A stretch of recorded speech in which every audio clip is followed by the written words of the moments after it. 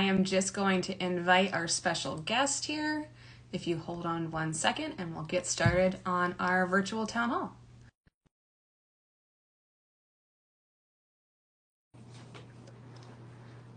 Okay, just waiting for our special guest, Comptroller Brooke Lierman, to join. Hello, it's great to see you. Good evening, 5 o'clock. Good evening, Madam Comptroller. Good evening. It's great to be with you. Thank you so much for joining us. So I'm going to give a quick intro, and then we've got a whole bunch of questions for you. But Great. I'm going to start with the reason we're here, which is in late January, President Trump sent out a pretty unprecedented executive order directing many departments and agencies to freeze federal funding. There were since a number of clarifying memos that didn't do much clarifying. Those were rescinded. This whole order has been tied up in the courts in numerous court cases. At least 2 judges have issued temporary restraining orders on the federal funding freeze. A judge earlier this week found that the executive branch was violating that restraining order. So there's just a lot of confusion, and I've heard from many nonprofits, local governments, public safety groups in the district and across Maryland who are just really confused and concerned. And so today's topic is the federal funding freeze and its impacts on Maryland. Yep. And I'm really excited to have our special guest, Comptroller Brooke Lierman, with us. It wasn't in my notes, Brooke, but I want to do a quick aside that the Comptroller and I served together in the State House for 4 years. She was in the House, I was in the Senate. We worked together on a whole lot of bills on digital connectivity. We co-chaired the pension subcommittee together. So we have been in many a battle together. And this is a fresh one. So Madam Comptroller, welcome. Thank you for taking time. Thank you. I'm so delighted to be here. I'm so excited for the work that you're now doing for us in Washington. It was always great to partner with you to pass legislation in Annapolis and to do big things for our shared constituents once I became the Comptroller. And so it's been really exciting to witness you, move to the federal government now. And it was always said, folks, you should know that, no one worked harder than Sarah Elfreth, but we all tried to keep up. And so I know that you're doing great things for all of us in these really unprecedented times. So thank you. Thank you. And so, folks, Brooke was elected to be our Comptroller in 2022. First woman elected to that position, which is really exciting. And you were actually the hardest working person I know, Brooke. So I'm really glad to have that compliment back. But let's dig in. So folks might be at home asking themselves, what does the Comptroller do? And you've explained this many times. I've been in many a living room where you've explained this to people. But also, what is your role kind of at this moment during this unprecedented funding freeze? Yeah. It's a really good question. So for those who don't know, the Comptroller of Maryland is actually a really unique statewide position. There is no other statewide elected official in the country. So it's my job duties. I run a 1,200 person agency that really acts like the elected CFO of the state of Maryland. So we see every dollar in and every dollar out of the state. My office is charged with all of our revenue estimates, which is really important right now during budget season, right? Telling the General Assembly and the governor how much we have to spend. And I am the vice chair of our pension board. And I sit on the Board of Public Works, which oversees all our, contracting. So it's interesting because each of these roles really has something to do with the federal government and with federal money. So I think about it this way. So, Elon Musk and President Trump, they have said that they want to cut $2 trillion from federal government spending. When you think about money, my agency, at the state level, we're seeing it all, and we see it in different ways. So there's really 3 different ways to think about this. One, when we talk about where would $2 trillion come from? The first is how we spend money at a state level, and this is true for the state and the feds, is we spend it on salaries, right? Where we spend money on salaries, the federal government spends money on salaries, and we see that at the state level because we have so many amazing federal workers in Maryland. We're lucky to be home to multiple federal agencies, but we also have, thousands of federal workers who work at agencies in DC or Virginia. And so the revenue side of our state, one thing we're worried about is if many of those federal government officials lose their jobs, right? Devastating for them and their families, devastating for the nation as a whole because they do important work, but also really challenging for our economy and for our state revenues. The second way to think about where governments spend money is on contractors, right? So we, the government, the state government, the federal government, we contract out work, and that looks like everything from USAID.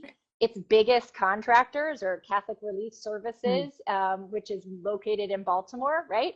And multiple, and then for-profit contractors. When you think about, building roads or subways or highways or military defense contractors, Lockheed Martin, right, is here, headquartered here in Maryland. So there's contracts, and then the third way governments spend money. So the third pocket of money to think about is grants. There's discretionary grants, and then there's formulaic grants, right? The Medicaid grants, Social Security. And so we see all of that money coming in. So each of those areas of how the federal government spends money and where this administration wants to cut, we see it in our agency because we balance the books, right? We collect the revenues and we estimate the revenues. And so in each of these ways, I would say in some strange way, the work of DOGE, it really sort of runs through the comptroller's office. We will see the effects, which is really, which is important. And we take that really seriously so that we can advise the governor, the attorney general, the General Assembly, and all of you on what this means for Maryland. Right. It's a lot of money. We're going to get to that in a second. I think what I've experienced in the last couple of weeks of this mass confusion is the folks who are delivering services, from our domestic violence shelters to our Head Start programs, childcare providers, hospitals, community colleges.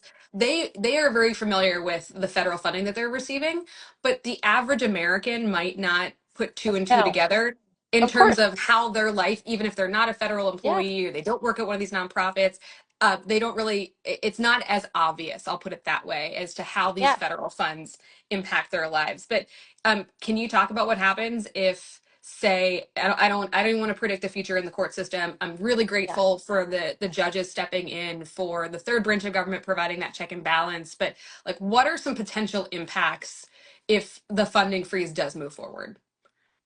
Sure. So, when we think about the funding freeze, I will say it's almost it's hard to envision because it would affect so many different grant programs in the state of Maryland.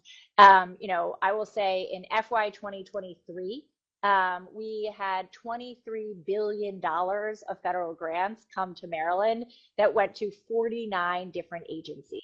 So that's everything from paying for foster care kids to paying for vaccination issues to paying for the teachers at your schools who do English as a second language, right? It's highway dollars. It really is across the board. It's the sort of thing where you think about when you wake up in the morning and you take a shower, the revolving loan fund for clean water that comes from the federal government. And then you drive your car on a car that was partially funded by a federal grant. And then, or maybe you get on the metro and, or the subway, or take a bus that was funded by the grant. Everything all along the way, there's a piece of state money and there's a piece of federal money. And you interact with nonprofits all day long. Maybe you're on the board of a local nonprofit. Chances are that they either administer money that was, from the feds, or they interact with people who are receiving benefits. My mom is on Medicare, and she relies on that. So there's just so many different ways that we are impacted on a daily basis by the federal government and federal government grant programs specifically, which is the federal funding freeze that we're talking about. Exactly. And so just a couple of other numbers here. We talked about childcare, the crisis we're seeing, and you've done so much work on the childcare crisis, but we talk about how do we provide that access to Yeah, more families so more people can enter into the workforce. totally. Yeah. A lot of federal dollars go into that, as So much well as yes, the Child Care Development Block Grant. It's a huge grant that we get. I mean, all these folks, all the college students and their Pell Grants, there's so many different federal grants that are out there. So it's a right. huge deal. Huge deal. Okay, so I also heard a lot from my constituents what they can do at this moment, because Yep. it is really distressing. Again, whether you're one of these federal employees or you work in a nonprofit, like this can impact your life in so many different ways. So Yeah. what can we share with some concerned Marylands at this moment? Sure. What can we do to be supportive? Yeah. I mean, I think the first thing to remember is that, look, if you're watching this IG Live or you're aware of the federal funding grant freeze, you are not like most Americans. You know, many people do not have time to be sort of paying attention or watching, or you know, they're just living their daily lives. And so the first thing I would say is I think it's really important to talk personally about how this type of thing affects you with your family and friends who may not know what's going on, just to make government feel like less of a behemoth and more of a real thing that affects people's daily lives, and is there to support us. So I think number one is just listening, learning, educating yourself so that you can be a trusted messenger for your friends, your neighbors across the country, right?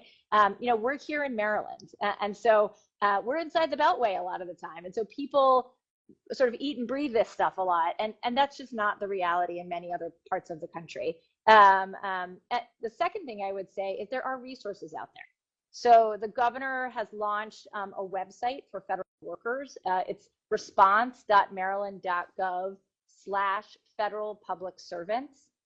That's response.maryland.gov slash federal public servants. So if you know federal workers who are concerned, that's a website for them to have information on unemployment insurance, legal resources, career support.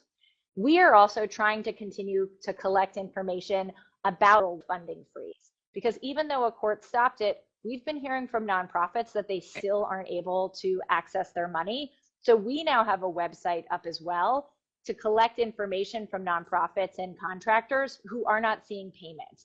And that is marylandtaxes.gov slash federal funds. It's also just on the front page of our website, but it's marylandtaxes.gov.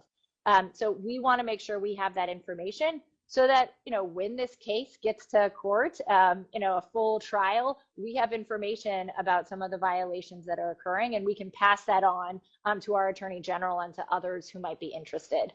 So please feel free to check that out and report it to us. Those are really great resources, and we've been sharing them. We'll continue to share them across our social media platforms. You can also go on my government website that has some 44,000 federal employees just in Maryland's 3rd congressional district, from the U.S. Naval Academy to Social Security to FDA and EPA. These are really stressful times, and just in the last couple of days, hearing from so many federal employees. I don't want to deviate from the topic of federal funding freeze, but No, it's a they're big deal. all, it's a big Everyone's so deal. scared.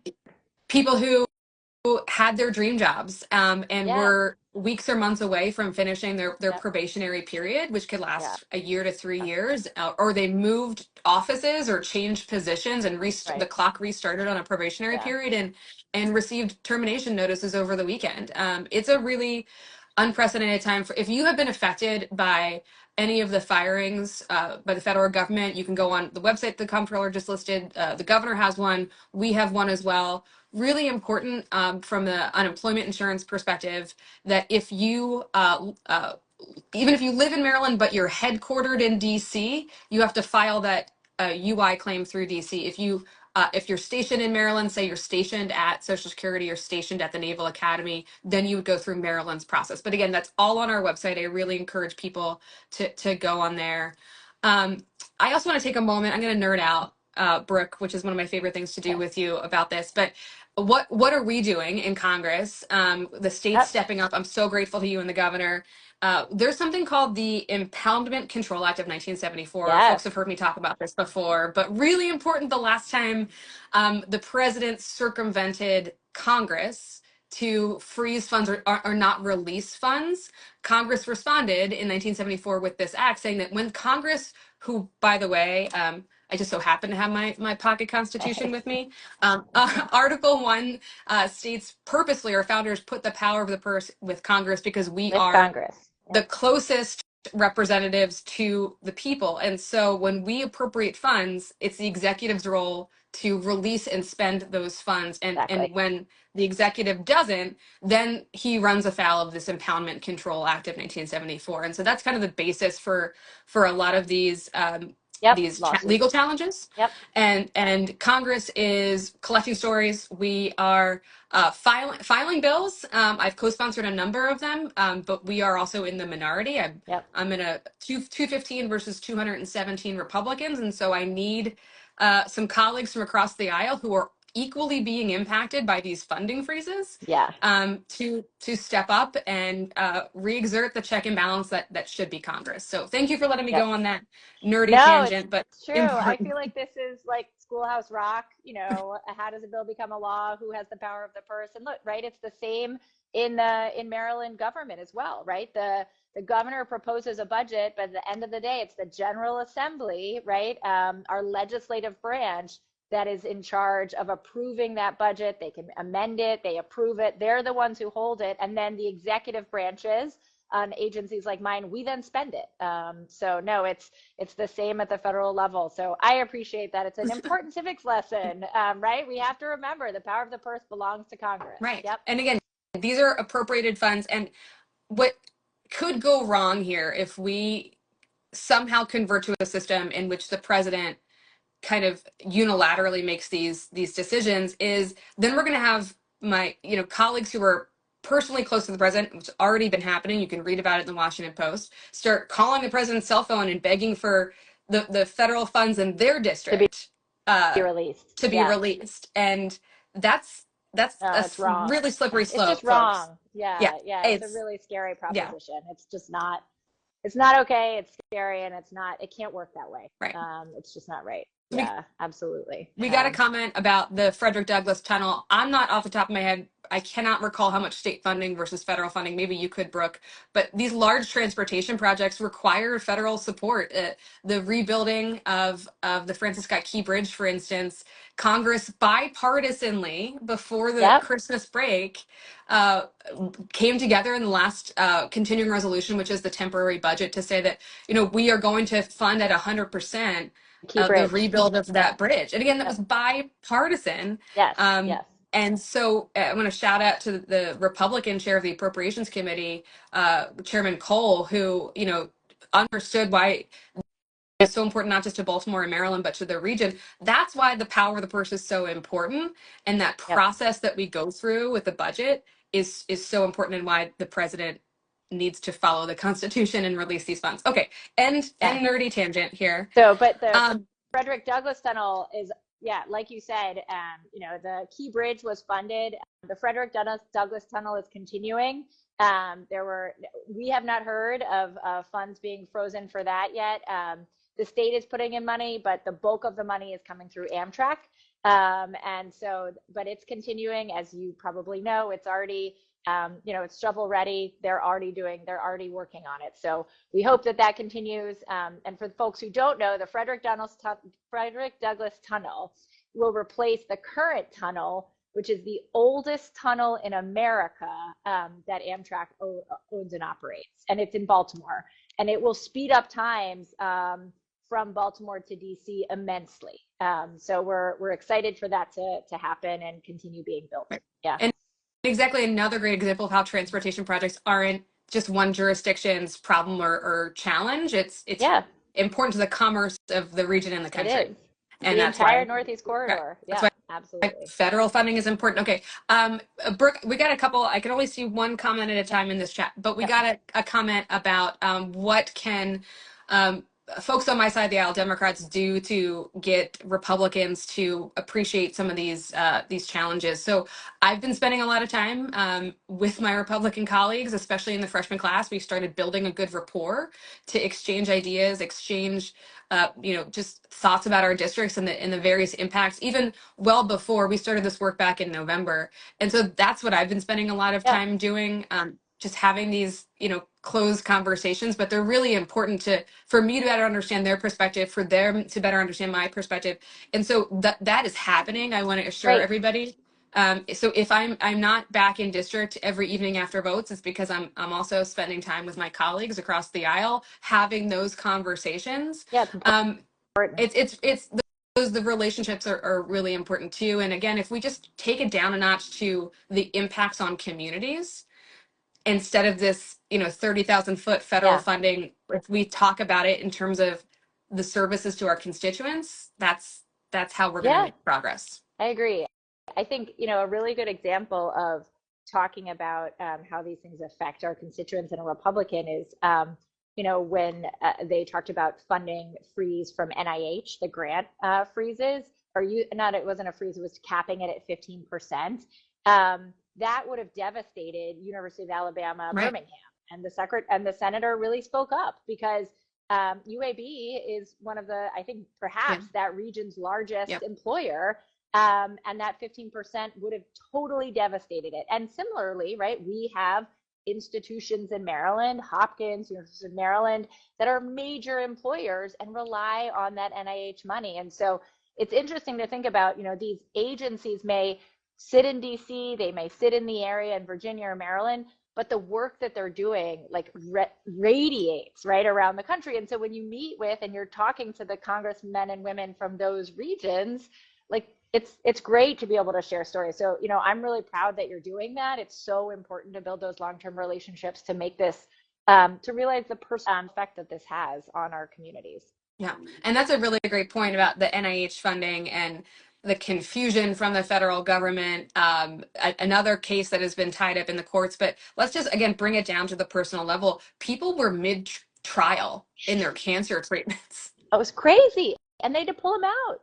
I mean, I can't even, I saw a, devastating, but really impactful comment on social media, somewhere that said, when your wife is dying from cancer and you have no options left and you say to the doctor, anything, try anything, that anything is the NIH trial, right? Those are desperate, these are tragic circumstances, and people are relying on this. Right. Yeah. Just so I'll comment now that no one, I don't think I've ever implied that anyone is No, freezing Medicare payments, no. but thank you for that clarification. I've never implied that Yep. in my time here. So I also want to make clear that when we talk about back to federal workers, we have so many of them in the DMV area. So it's certainly a priority for the DMV delegation. But 85% of federal workers actually work outside of the Yeah. DMV Most in those people, communities. absolutely. Yeah. So There was a really, important. and there was a fascinating, I think it was the New York Times had a graphic all about where these federal employees live and work and where federal agencies are based across the country. And, you could dig in by the zip code and see the, 50% of a small town in Oklahoma was working for some federal agency, right? I mean, you're right. We think about it as being very DMV focused, but it's not. Most of the federal government is based outside our area. You're Right. totally right. I will say though, when we see these the withering down of particularly folks at Social Security, IRS was just announced today. Those are services like that might not get delivered to the Oh, American people. And yeah. I'm gonna quote Steny Hoyer, who also represents part of Anne Arundel County in Southern Maryland. We can have a conversation about efficiency all day long. I'm Yeah. a recovering Yeah. Of appropriator, served course. on Budget and Yes. Taxation Committee for 6 years in the Senate. I love having conversations about how do we find any kind of waste, fraud, and abuse. That is so important to the oversight process Yep. that Congress has, but that is not what's happening now. That's what I No. want to. There's no forensic audit. There's no check and balance. This is not, in my mind, my opinion, not about efficiency. It's more about the dismantling of federal government. And so, yes, when we have fewer people who can deliver Social Security, literally cut those checks, fewer people who can process our taxes, we're going to see an impact on all Americans in that Yep. circumstance. Yep. It's a great point. No, we only Yep. have a couple minutes left. I want to my last question for you, Brooke, and then we can continue to riff because this is my favorite thing. But the resources readily available for Marylanders who are feeling the impact of just like the ever-changing Yep. daily news coming out of Washington. Yeah. Well, I think, look, I think it's really important to follow reputable news sources, but also to not, to not over, just go down the black hole, to make sure that you're keeping yourself informed, but also connecting to others about what's happening in your own community, reaching out to folks like you, Congresswoman Elfreth, to your state elected officials, keeping in touch with us. Like I mentioned, I think the governor's website for federal workers is important. That's response.maryland.gov. You can go to, your website, Representative Congresswoman Elfreth. You have resources up, I know, as well as other members of the federal delegation in Maryland. We've got an amazing federal delegation in Maryland. And then if you do see the federal freeze happening at your nonprofit that freeze on grant funds, please report it to us at marylandtaxes.gov. So those are a few resources. I know, of course, shout out to the unions who are representing our amazing federal workers. AFGE has a ton of resources. And then NARFE is also for retired federal employees and current federal employees also has really amazing resources. That's NARFE, NARFE. So really important for Americans to check out for information. I really appreciate it. And we just got a comment about how do we, to quote Rudyard Kipling, how do we keep our heads about us in this moment? It's following reputable news sources. It's having conversations with my colleagues to better understand the impacts. One, I heard from a colleague in Virginia, the federal funding freeze. There's a program that helps elementary students with disabilities transition to middle school, like hugely important program in terms of supporting the most vulnerable people in our communities. The funding freeze cut that program. And so it's about how do we have these conversations about right sizing of government, about efficiency, but not in a way that has drastic impacts on our neighbors, and not in a way that again violates the federal our Constitution and Congress's power over the purse. Question here on how to deal with the $36 trillion debt that we have. One way is not to increase the debt ceiling by $4 trillion as the president is asking Congress to do. That's off the top of my head. One way to do that. Or to cut the IRS funding, right? Every dollar you cut from the IRS, you are cutting, probably hundreds, if not thousands, if not millions of dollars from, that you would bring in. Every single IRS agent has a positive ROI. So when we cut the IRS, we are letting people get away with not paying their fair share of taxes. And it's not usually those of us who live off a W-2, right? It's folks with really complicated taxes, big businesses that aren't paying their fair share. So when you cut the IRS, you're adding to the debt, in fact. This is just not the way to do it.